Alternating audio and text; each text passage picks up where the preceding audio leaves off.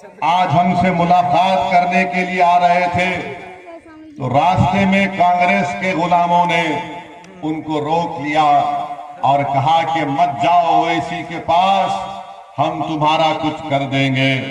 अरे ओवैसी से मिलने से तुम रोक तो सकते हो, मगर तुम मेरी आवाज को उनके दिलों तक पहुंचाने में रोक नहीं पाओगे।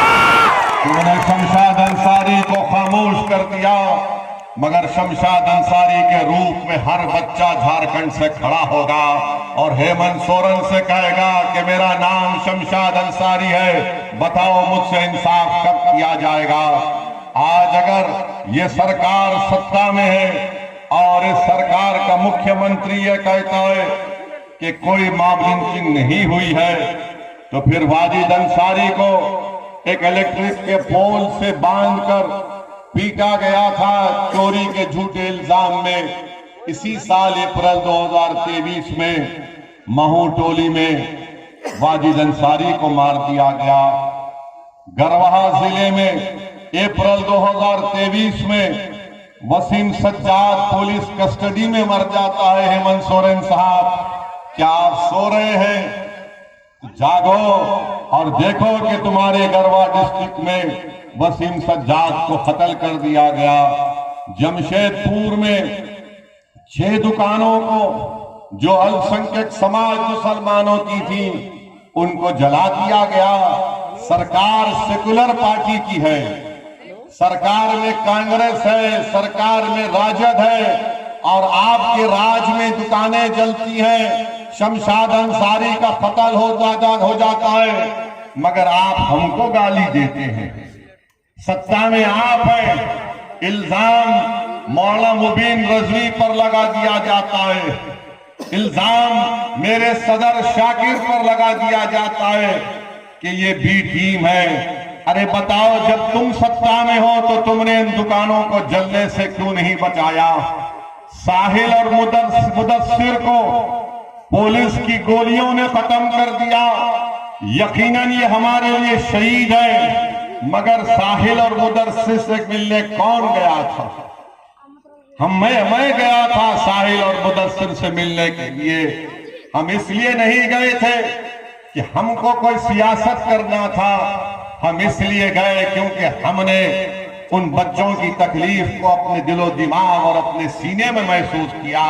इंसानियत अभी भी हम में जिंदा है, हम वहां पर गए थे। मगर बताओ, जो आज हम चुनाव लड़ रहे हैं तो उनको गाली दे रहे हैं। अरे 16 साल का शहबाज खान जो ट्यूशन लेकर अपने घर को वापस आ रहा था, तो किसने गरवाहा में उसको गोली मारकर कत्ल कर दिया गया और झाड़ियों में उसकी लाश को फेंक दिया गया।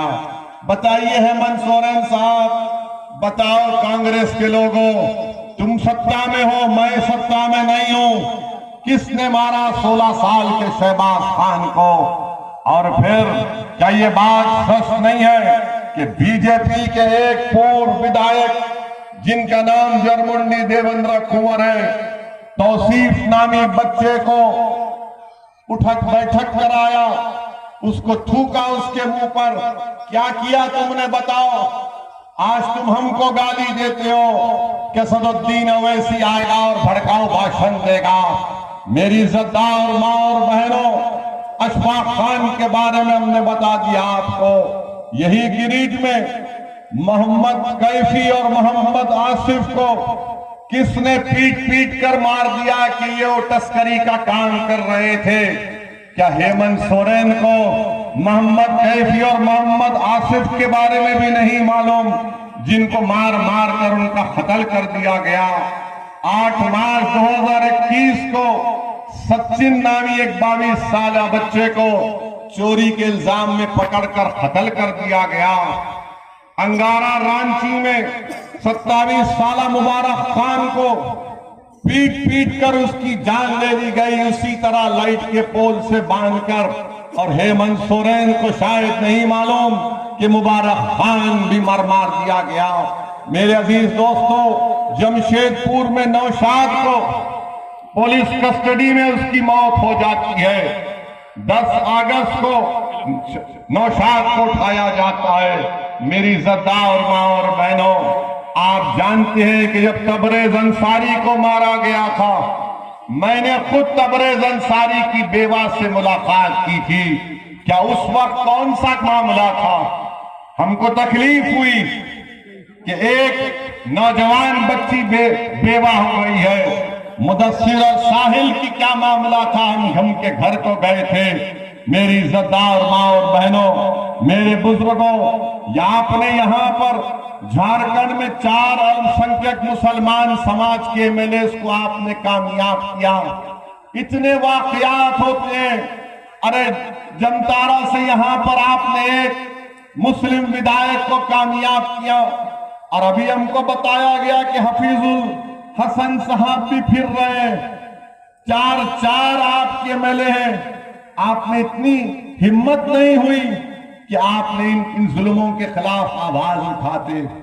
आप में गीरत क्यों नहीं जागी कि आपको अगर कामयाब किया तो क्यों कामयाब किया?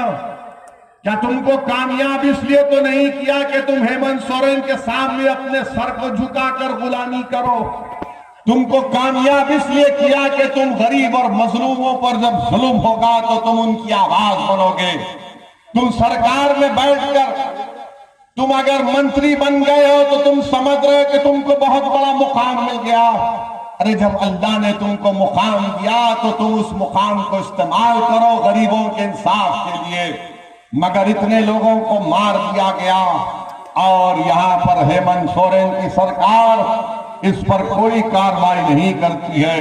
मेरे अजीज दोस्तों और बुजुर्गों, एक यहाँ पर एक विधायक साहब हैं, उन्होंने ये भी कह दिया था कि अगर मुझे कोई इबादतगाह बनाना पड़े तो मैं अपना गुर्दा बेच दूंगा।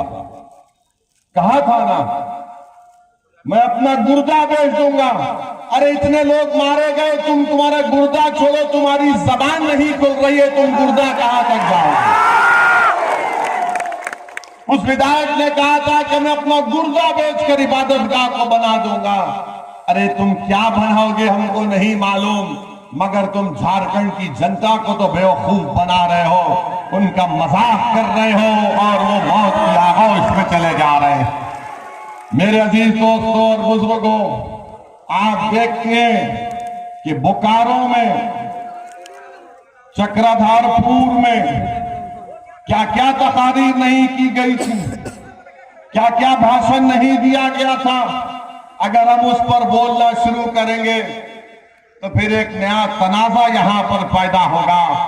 मेरे अजीज दोस्तों और बुजुर्गों, आप ये भी जानते हैं कि जिस प्रदेश से मैं आता हूं, तेलंगाना है, वहां पर 50 लाख से कम मुसलमान हैं। झारखंड में 60 लाख के करीब मुसलमान हैं। और हम जिस प्रदेश से आते हैं वहां पर अल्पसंख्यक समाज का एक मंत्रालय है, और इस साल का बजट क्या है आपको मालूम? 2200 करोड़